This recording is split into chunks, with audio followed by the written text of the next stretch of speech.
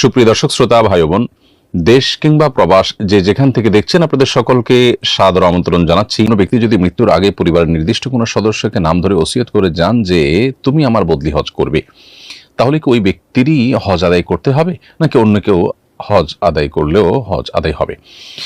উত্তর হলো যে কোনো ব্যক্তি যদি তার ফরজ হজ বাকি থাকে, এই ফরজ হজ আদায় করার জন্য তিনি যদি ওসিয়ত করে যান তাহলে তার রেখে যাওয়া সম্পদ থেকে সে ওসিয়ত কার্যকর করতে হবে।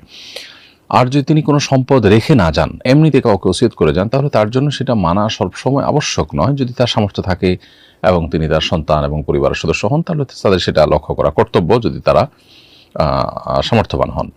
আর যদি তিনি তার সম্পদ থেকে ওসিয়ত করে যান হজ করাবার জন্য এবং তার ফরজ হজ বাকি থেকে যায়, তাহলে সেক্ষেত্রে অবশ্যই তার সে সম্পদ থেকে হজের ব্যবস্থা করতে হবে।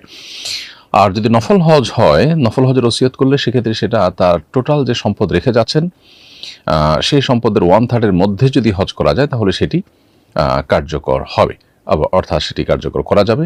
আর যদি 1/3 বেশি টাকা লাগে তাহলে সেক্ষেত্রে সেটা কার্যকর করা ওয়ারিসদের জন্য আবশ্যক নয়। এবার আসি মূল প্রশ্ন উত্তরে, যে ও ব্যক্তি মারা যাওয়ার আগে ওসিয়ত করেছেন যে অমুক আমার পক্ষ থেকে যেন বদলি হজ করে। এই অমুক বদলি হজ করে এটা বলার পর যদি তিনি এমনভাবে বলে দেন যে অন্য কেউ না, সেই যেন করে, তাহলে সেক্ষেত্রে ওই ব্যক্তি তার বদলি হজ তাকে দিয়ে করানো কর্তব্য।